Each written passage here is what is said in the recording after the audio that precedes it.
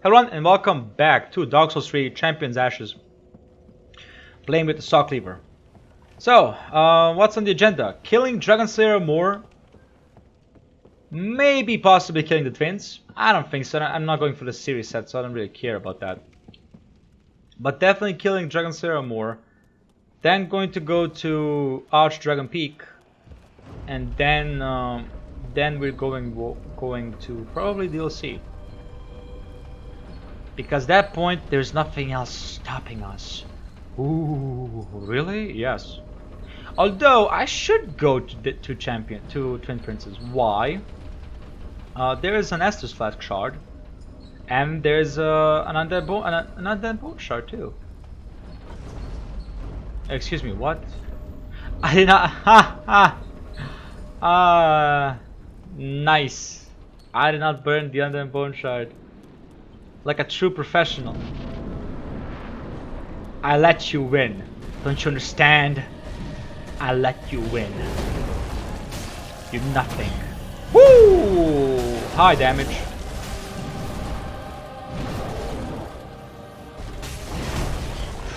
Whew.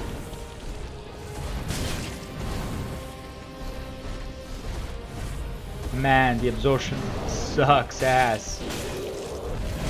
Well, there's nothing to absorb, is there? Yeah. Whew! How much damage did it do? I did not see for one bit. 131. Oh! The dodges are so on point! They call me sharpshooter. That was a good one. That was a good one. I had to do it! Sorry, I had to do it. Okay. Dragon Slayer Moore is dying. Are you serious? Ooh, he's serious. He's serious. He's serious. Excuse me?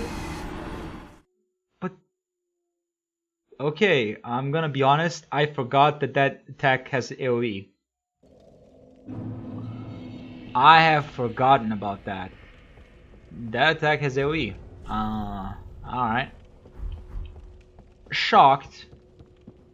Definitely shocked. But, alright. Ain't gonna be the first time dying to Dragon Slayer Moore, ain't gonna be the last. Oh fuck, I hope it's the last. Dying to Dragon Slayer Moore is, I don't know, it's pretty cheap. Pretty bad, I must say. You know, dying to Gale, dying to Dragon, you know, Dark Eater Midir, aka Abyssal Drake. That's fine, that's acceptable. But man, dying to Dragon Slayer Moore, that's a hard pill to swallow, I must say. A hard pill to swallow. It also doesn't help that this weapon is shit. Like, let's be honest here. There are no gems to improve this weapon because Bloodborne had way more improvement. Which, by the way, I asked the developers of the mod. Okay, let's see this. Oh, there is AoE. It's just never hit me before. Okay, that's weird. So there is AoE, but this is the first time I got hit by it. I mean, sure. Sure.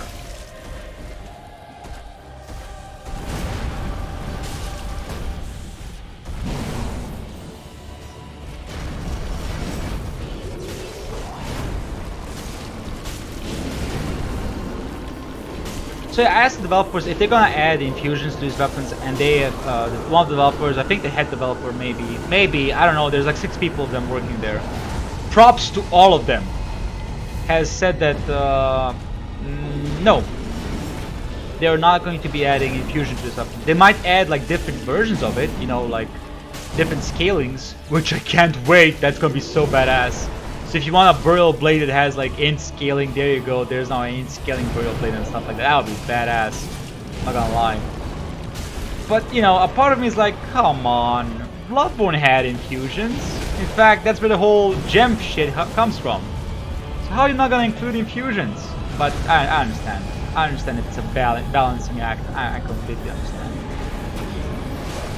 Son of a bitch, how?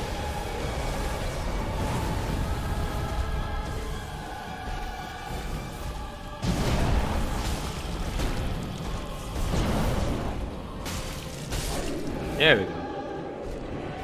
So yeah, I understand if it's a balancing issue. I completely understand it. But a part of me is like, oh man, please, please,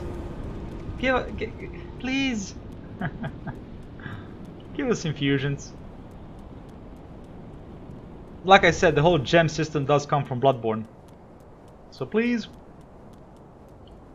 Now, I'm not gonna complain if you add the gems from Bloodborne as rings, or add the runes as rings. Hello, that's badass. I would not mind that.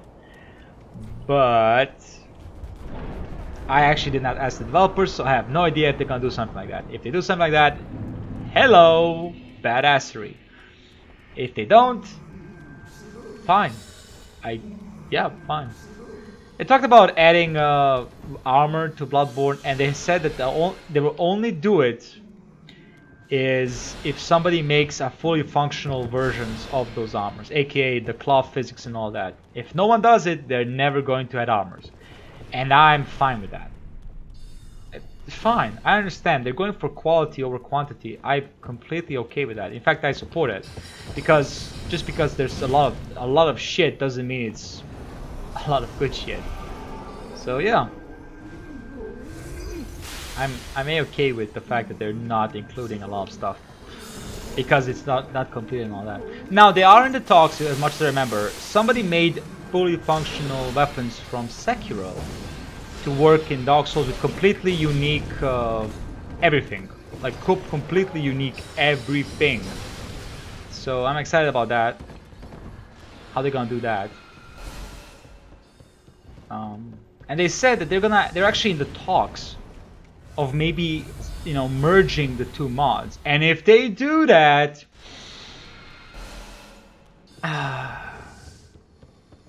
that's gonna be awesome. I'm happy that the mod community for this game is so active. I'm happy. Ah, for fuck's sake. Why does it do damage? It's just wax. Maybe it's hot wax. Well, if it's hot wax, wouldn't it be fire? You know, wouldn't it be, you know, I don't know actually. It's hot wax. What's the difference? You don't see much of a difference in hot wax and normal wax. I don't think you do. Well, actually, yes, you do. Hot wax is liquid. It's liquefied. While your normal wax is not. So that's how you see it. So this is hot wax. That's why it dealt damage. It burned me a little bit. Oh no, the hot wax burns. Don't say that. Somewhere in history, someone probably died from hot wax. Don't you fucking say that. Well, yeah, probably. Maybe hot wax was poured into their mouth, and you know, went to their digestive system, and that's how they died, by suffocation, because the wax solidified. Actually, that's a gruesome way to go. Damn, that is a gruesome way to go. Oh shit! Shit! Talk about attack of opportunity. Oh man, that was a hit and a half. Well, unfortunately, I didn't open any kind of shortcuts, so who is ready for a long trip back to where we were? Because I didn't bother with opening any shortcuts. Well, to be fair, I did not expect to die there. With all due respect, good sir, I did not expect to die. So, a little bit of internet news again. I watched old videos about Freddy. Well, not internet news, but nostalgia. I watched videos of Freddy from Rocket Jump, and if you are too young to know what Rocket Jump is, you're missing a lot of old internet, man. Old YouTube with Rocket Jump was the shit, and no one's doing it. No one is fucking doing it, which is sad. But man, Rocket Jump was awesome. Either way, so Rocket Jump, they had, someone had a Freddy on the podcast, and they asked him about Rocket Jump and asked him about, what they were doing, all that stuff, which was pretty new and pretty amazing what they were able to do for YouTube. And they talked about Video Game High School. The first season of Video Game High School was one of my favorite shows ever. TV or internet, doesn't matter. I loved it. I loved the concept of it. I loved the premise of it. I liked it. I loved it. The problem was I did not like the season 2, and I stopped watching after like the 3rd episode of season 2. And I can't remember what even happened in season 2. Season 1 I loved. Season 2 I stopped caring, which is unfortunate, really. But yeah, I love that. I love that show, man. Video Game High School was the shit. Oh man, imagining something like that, it was awesome. Too bad it got ended. Because imagine if it could, I think it ended because Freddy tried to be more legit, more old media, movies and all that stuff, while the other creator, I forgot your name, I'm so sorry, wanted to be more YouTube stuff, stick back to YouTube and do that kind of crazy stuff, which I agree with. I do feel like you should stay loyal to your roots. AKA, if you found your success in YouTube, why not continue with your success on YouTube? Why not? But then again, when you look at YouTube and the shit they're doing to their big creators, you kind of have to go with, should I stay here or should I go? And that's a legit question, because YouTube is not being friendly to its creators. YouTube is being more friendly to the old media than they're being friendly to the creators. Like if, for example, if CNN, Fox News talk about some kind of controversial shit, they get monetized.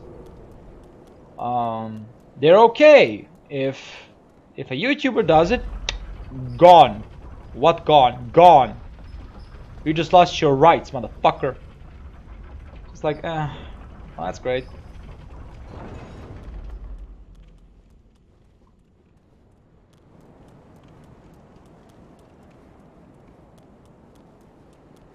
There's also been talk about. I started watching some, which with the shit that's happening in America, and just realizing how massive it became and all that. And I watched both spectrums on the world in the whole situation. Because one, I can give two shits about America. I'm sorry, but I really don't care. I'm of the mentality of it's your country, you deal with it in any way, shape, or form.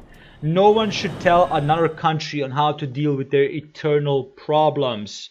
No country whatsoever should have that right to tell another country, like, maybe just maybe you should do this this way. Yes, we don't know anything about your culture, about your history, about your anything, but please deal with this problem this way. And it's like, what the fuck? No. No, why the fuck it becomes that kind of problem of, why are you telling other countries how to deal with their problems? And let's be honest, that's what the West is doing. Especially America and UK. Especially them. The old guard. Like, damn! Stop it! Let countries do with their internal problems how they're gonna deal with them. But either way. What was I doing? Oh yeah, right, 20 to them, and then start to buff up dexterity. I watched Situation, and I heard a great argument as to why this whole seems to be more politicized than actual about free movement and some kind of a greater ideal. I saw a discussion on one of the videos of I think it was after the first or the second night of looting. Someone posted like, this whole situation, this whole thing seems to be way organized for a movement that's that's sprung up overnight. Basically, this is way too organized, and I agree. This is so organized all of a sudden. like as a reaction of people, this is way organized. And some people claim that maybe this is, this is staged. Not the murder, of course, but the actions of it. I don't know. That's kind of a conspiracy theory to a deep level, that someone, paid or told the police officer to kill that man in that passion. Because if you look at it, if you look at all the footage, they did put him in the car. They did arrest him, without problems. But now all of a sudden they're pulling him out of the car and then proceeding to do the shitty thing they did. So, you look at like, why would they do that? Why? Why would you do that when he's already in the car? What? So it feels like, you look at the footage and like, wait a minute, this makes no sense. Even for the most illogical reasons. You succeeded in your goal, yet none of the officers had a problem with it, pulling him out of the car. It feels staged. It feels like it was designed to create this kind of environment in America. It feels like it. It feels like it was designed to do that, because the actions of the individuals there make no sense. The one guy that's standing next to them, the police officer, he's just like looking at like, huh? What's happening? Like it's like he's completely out of it. The other one is too First of all, I don't care how much. Either that police officer that killed him was killing people left and right, because the reaction he had to killing someone like that was cold fucking blood. No reactions whatsoever. Excuse me. Something is going on there. And then you have this completely organized result out of nowhere. And then you see these reactions of people, burning businesses, looting, destroying. You're like, and then you have these health officials saying that, yeah, there is this global pandemic going on. But please, we know that we told workplaces and all that they should not be open and should not accept, the workers should stay at home and all that. But please, continue with the protest, even though it's a endangerment to everyone, possible endangerment to everyone. So you have to look at it like, so you told one group who was protesting about they wanted to go to work, you told that group, no, it's too dangerous to protest, but now you accept this. It's just a weird situation altogether. Like, no matter how much you don't want to say it, it feels like it's all fucking staged. Like this was planned. It feels like it. Because you look at it and you're like, what are these actions? What are these actions? And here's the thing, some people don't understand maybe. The reason, the reaction of the police about the whole armament thing, which I'm starting to realize a little bit more myself, because I was also joking, like every European, we were joking about, police being so militant, having military grade weapons in America. I looked around my country and I realized that there is no reason for the police in my country to have that many guns, because no one in my country owns a military grade weapons. No one. It costs a shit ton of money to have a military grade weapon in your possession. So the police never feel the need when they go on a patrol to have anything more than a pistol. And even the riot gear, when they're dealing with riots, they just go in with the batons, not even weapons, because they don't have the need, they don't feel the threat that maybe someone might actually bring a gun. So, it makes you look at things like, maybe it's just a reaction to the world they live in. Because you have to remember, that officer, I'm not talking about the one who killed the individual, of course not. I'm talking about the average motherfucker. They're not dealing with just you. Who knows how many people they dealt with before you? Especially in a big country where there's like 300 million people. Who the fuck knows who they dealt with before you? And what they have done before you? And no matter how much you want to hold someone to a higher esteem, they're all humans. I mean, how do you justify soldiers who are committing war crimes on America's behalf in other countries? I mean, you're pretty blind to it. So it's like, if these trained individuals who are all about discipline, you know, if the army is all about discipline, is capable of committing war crimes, maybe, just maybe, humans are humans and they're gonna be mistakes of no matter what kind. Then you might argue, well, is killing a suspect a mistake or something greater? Well, that's not a problem of training. That's the problem of training. Not everything is a lethal force matter. Do I support lethal force? Yes. It might surprise you, but I do stand behind the fact that if anyone threatens a police officer, they should have the right to kill them.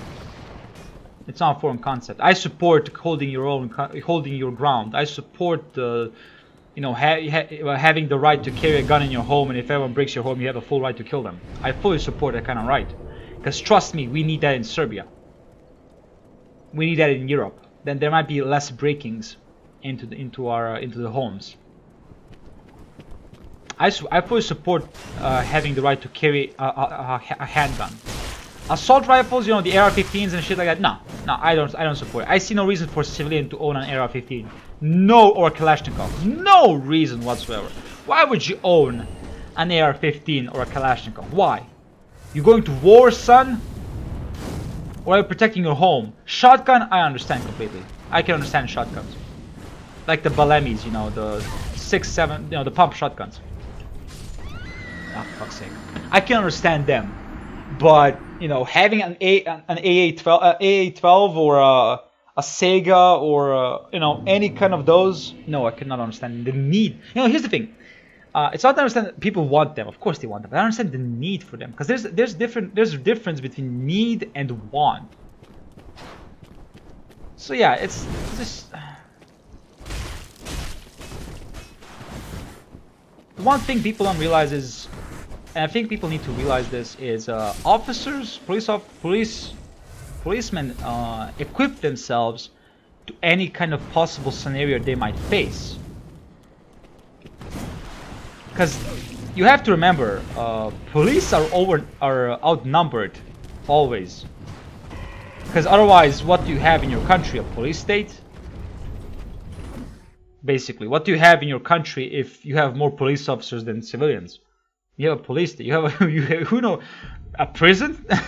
Basically, I mean, damn that. But it is that kind of metric. You just look at it like, I can understand. I can fully understand some actions. I saw the video of the Wendy's shooting, where the individual who was drunk was sleeping in a car. Now I don't know if it was running or not. There's conflicting reports about that. But there were a person was obviously drunk driving to a Wendy's, and they fell asleep at the drive-thru, and everything was going fine. If you watch the video, everything was going fine until the individual resisted arrest. Then it became bloody, and many people say, like, you know, he did the wrong. You know, he was wrong. That you didn't have to kill him. I agree. I would have agreed with that. Like, if they killed him after he just resisted arrest and nothing else, I would have agreed. Yep, you should not kill him. But the fact that this individual was ready to fight with the police, take a gun, took a taser, but could have taken a gun, and then fire at them, tells me that that individual is not safe. At least not in the drunken state. If sober, that's even worse. But drunken, yeah, that individual is not safe to be in public. Pure and simple. Because if they're ready to do that, there's something here. And that's why I say there's nothing wrong with what they did there in the Wendy's. Nothing wrong whatsoever. Now, the fact that they burned down the Wendy's is pure mentality. And I talk about this primarily because it's been on my mind, and I like to talk about these things. I like to talk about these things. Because honestly, no matter how much, you know, I would like to talk about my country, not a lot of shit is happening in my country. My country is relatively stable. We're a relatively stable nation. Although we did have an incident where a lot of migrants were running around and actually broke into some homes, so the military had to be called. I'm not joking. The military was called in one of the immigrant camp, the asylum seekers in the European Union who were not allowed to enter the European Union. They broke into some homes. I don't know if they stole some, but they broke into some homes, and the military had to be called. So that was a thing that happened. And that's it. That's the height of the interest that was happening here in Serbia. So it's like, I would love to talk about my country. The thing is, it will be a broken record of, it's all about Kosovo, and that's about it. Because that's basically what's dominating Serbian politics in this moment. Which, for rightful reasons. So yeah, nothing's interesting happening here in my country. So like, you can talk about the elections, fine. The majority won. The ruling party won 62% of the vote. Is it illegal? No. Why is it not legal? Because nobody went to fucking vote! So sick and tired of my countrymen talking about, oh, it's an illegal vote, it's this and that. Then go vote, motherfucker! Don't be just sitting around here being like, I'm not gonna vote. I'm not gonna vote, but I'm gonna complain. Motherfucker, go vote. There's no... They cannot hide 50% of the population voting against someone. They can't hide that. It's impossible to hide that, no matter how corrupt you are. You cannot hide that. So yeah, I didn't vote because I just didn't... I knew who was gonna win. I didn't care, so I didn't vote. So yeah, I don't complain. I'm not complaining at all. The ruling party won. Oh well, let's move on. But my opinion is, if you're in a democracy and you didn't vote, guess what, motherfucker? You have no right to complain. Pure and simple. Because you had the chance. You had the chance to remove the party, yet you didn't. So what happened? What happened to the big words? Oh, we're gonna do this, we're gonna do that. Oh, by the way, we're not going to vote. What the fuck are you doing? This is democracy. To make change in a democracy, you have to vote. You can't be going around like, we want change in this country. We want it, but we're not gonna vote. Then what the fuck are you doing? If you're not gonna vote, if you truly have the majority of the population on your side, vote.